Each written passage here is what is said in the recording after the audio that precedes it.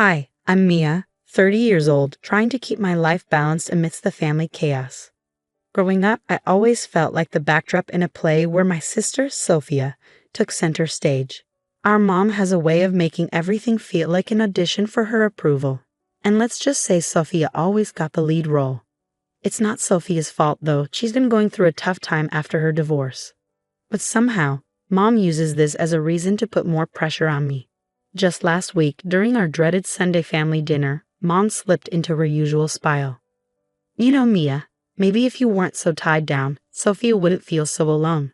It's not healthy for her to see you and him so settled. Her words were cold, aimed to sting, and I could feel them freezing me out. I don't understand why my marriage has anything to do with Sophia's happiness. Shouldn't we be supporting her and finding her own way? I tried to keep my voice even, but inside I was boiling. Oh, come on, Mia. Maybe loosen up a bit. Live a little, like Sophia. Take a break from him. She waved dismissively, as if my husband were some accessory I could toss aside. Mom, I'm not divorcing my husband just to make Sophia feel better. That's absurd. I finally snapped. Sophia, who had been quietly picking at her food, glanced up, her eyes flickering between us. You always do this, Mom shot back, her voice rising. You make everything about you. Think about your sister for once. The tension was thick, cutting through the air. But for once, Sophia spoke up. Actually, Mia has a point. Her voice was shaky but firm. I don't need her to be single to feel better. This isn't about me, is it, Mom? Silence filled the room. Mom's face tightened, her eyes narrowing as she turned to Sophia. So you're on her side now? The dinner ended in cold, clipped goodbyes. On the drive home, my husband reached over and held my hand, his silent support steadying me. But the weight of Mom's words sat heavy between us. After a long silence, he finally spoke, his voice careful. Maybe your mom has a point. If this keeps up, it could start affecting us. I sighed, watching the city lights blur outside the window. I know, but what can I do? She's my mom. I can't just cut her off, can I? He didn't answer, and we spent the rest of the drive lost in our own thoughts. The week after that disastrous dinner, tension was building like a storm. My phone buzzed incessantly with texts from Mom, each one more insidious than the last. Just heard from Janice, from book club. She saw him with someone at the cafe. They seemed close, too close. Thought you should know. I stared at the screen, disbelief turning into frustration. It was ludicrous, but the seed was planted, and that's all she needed. I needed answers, face to face. When I walked into Mom's house later that day, the air was thick with the scent of her rose candles, an ironic attempt at peace. She was in the kitchen, humming a tune, pretending nothing was wrong. Mom, we need to talk. My voice was firm. She turned, her face a picture of practiced concern. What's wrong, dear? Don't play dumb. The messages about my husband. Why are you spreading lies? Her response was cool, detached. I'm just looking out for you, Mia. People talk. I thought you should know. And you believe them without asking me? Without proof? You're trying to stir up trouble. My pulse quickened with anger. Trouble? No, I'm saving you from it. Maybe you're too close to see what's really going on. Just then, Sophia walked in, catching the end of our argument. What's going on? Mom's been spreading rumors that my husband's cheating based on some cafe gossip. I explained, barely containing my frustration. Sophia looked between us torn. Mom, why would you do that? If there's nothing to it, no harm done, right? But if there is, wouldn't you want to know? Mom's voice was the epitome of evasion. By breaking up her marriage over rumors, Sophia's voice rose in rare defiance. Is that how we handle things now? Mom played her victim card. I'm being attacked here for caring, for loving my daughters enough to make sure they aren't being deceived. How is that wrong? I grabbed my phone, my resolve hardening. This isn't love, Mom. It's control, and I'm not standing for it anymore. Sophia and I left together. The divide Mom tried to create between us now a bridge. As we stepped outside, the cool evening air chilled our heated faces. I'm sorry, Mia, Sophia said quietly, for not seeing it sooner. For everything. It's not your fault. We're in this together now, right? I squeezed her hand, a simple gesture filled with unspoken promises. The family reunion was supposed to be a celebration, a festive gathering at our ancestral home. But as the sun dipped lower, the mood shifted. like the quiet before a storm. Mom had orchestrated the perfect scene. Flowers, fairy lights, but underneath things were far from perfect. She clinked her glass, calling for attention. Family is everything, she began. It's about supporting each other, making sacrifices, like Sophia, who's come out stronger after her divorce. She smiled at Sophia, who managed a weak nod, then turned her gaze to me. Her smile faded. And then there's Mia, so settled in her little world she can't see beyond it. The murmurs grew louder, judgmental. I could feel every eye on me, the scrutiny like pinpricks on my skin. Really, Mom? Is this necessary? I said, my voice steady. Despite the turmoil raging inside her, Mom ignored me and pressed on. Imagine a world where we all just thought about our own happiness, no care for how it affects others. Mia could learn a lot from Sophia's courage, don't you think? Mom, stop. That's enough. Sophia's voice cut through the air, sharper than I'd ever heard it. The crowd gasped, stunned. Mom looked caught off guard, her well-rehearsed script suddenly disrupted. Why are you doing this? Sophia continued, stepping closer to me, forming an unspoken barrier between us and Mom. Why can't you just be happy for Mia? She's not living her life at anyone's expense. She's been supporting me more than anyone. Mom quickly recovered, her voice cold and calculated. So you think undermining me changes the truth? Mia is selfish, and you, Sophia, are blinded by sisterly love. I'm not blind, Mom. I see perfectly well, Sophia shot back, her usual calm replaced by a fierce defiance. It's cruel to use a family gathering to air your biased grievances. The family around us began murmuring, tension palpable as people chose sides.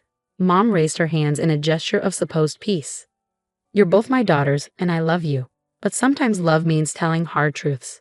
Mia, you need to think about more than just yourself and your perfect little marriage. I looked around at the faces in the room, seeing confusion and concern mirrored in their eyes. My heart pounded with a mix of anger and an overwhelming need to defend my peace. Hard truths. No, Mom, you're using your toxic assumptions and calling it love. This is manipulation, not concern, I said, my voice stronger than I expected. I won't let you tear down my life because you're unhappy with the way I live it. Silence followed. It was heavy, charged, as everyone processed what had just happened. Sophia squeezed my hand, whispering, We'll handle this together. As conversations cautiously resumed around us, I knew what I had to do. This wasn't just about defending my choices anymore. It was about protecting my mental health and my marriage. A drastic change was necessary, and with Sophia by my side, I felt the strength to finally follow through. The days after the reunion were a whirlwind of whispered phone calls and quiet meetings between Sophia and me, united in our determination. We meticulously crafted a plan to reveal the truth about Mom's manipulations to the family. She always talks differently when she thinks no one else is listening. Sophia noted one evening as we sat with notes scattered across the table. Exactly, I replied, tapping my pen against my notebook.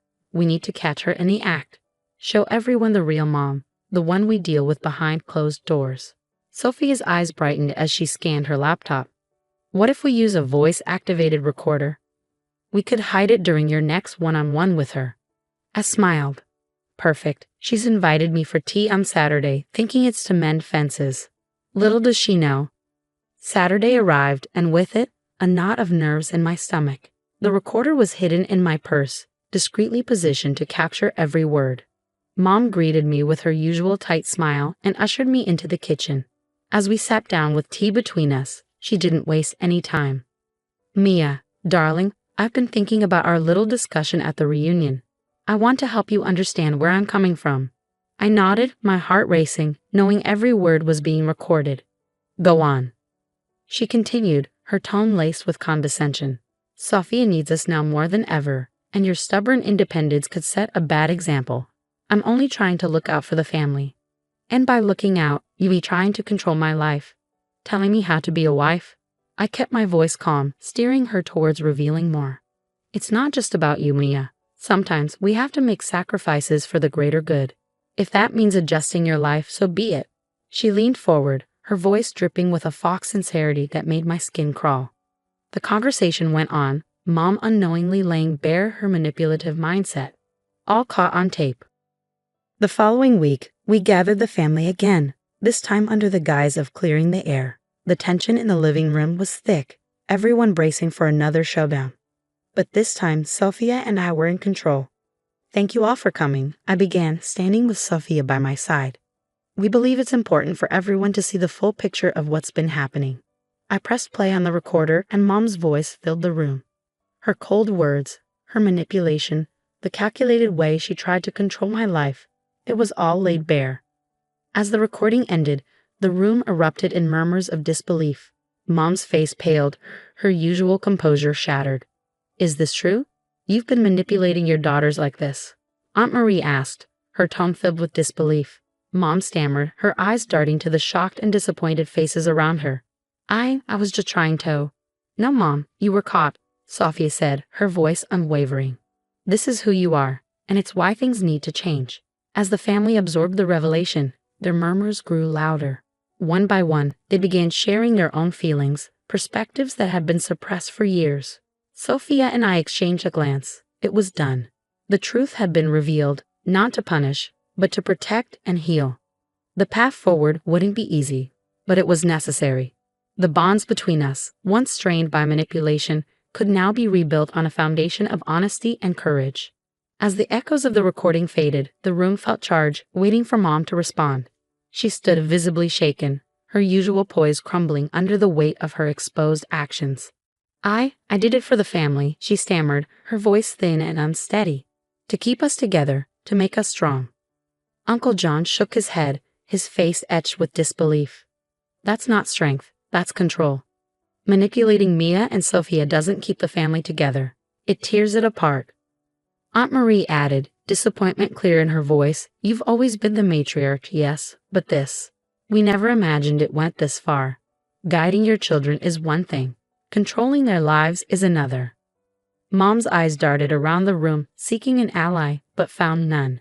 Even Sophia, her once staunch supporter, stood firmly by my side. "Mom, we needed you to be our support, not our puppeteer," Sophia said, her voice steady and resolute. The rest of the evening passed in a blur of hushed conversations and quiet reassurances among family members. All except for Mom, who sat isolated, the weight of her actions settling heavily around her. In the weeks that followed, the family dynamic shifted dramatically. Invitations to Mom were polite but distant, and her once central role in family decisions faded. She was invited out of courtesy, not desire, her influence now reduced to mere formality. During this time, Sophia and I grew closer, rebuilding the relationship that Mom had almost destroyed. We spent hours sharing our thoughts, fears, and hopes for the future, laying the groundwork for a bond no longer defined by rivalry or manipulation. One evening, as my husband and I hosted a small dinner with Sophia, he raised his glass, a light smile on his face. "To new beginnings and to family, the kind we build on trust and support, not manipulation." "I'll drink to that," I said, clinking glasses with him, then with Sophia. "We've been through a storm, but we're here, stronger and together." Sophia nodded, the candlelight reflecting in her eyes. "It's strange how things turned out, but I'm grateful. We could have lost so much more if not for the truth." As the night wore on, we talked about healing, not just for ourselves, but for Mom too, if she ever sought it sincerely. For now, though, it was about us, about setting the foundation for a future where manipulation held no sway. The ordeal had not only mended my relationship with Sophia, but also strengthened my marriage. My husband and I understood each other better now, our commitment deepened by the challenges we had faced together. We had weathered the storm and emerged with a resilience and clarity that bound us even closer.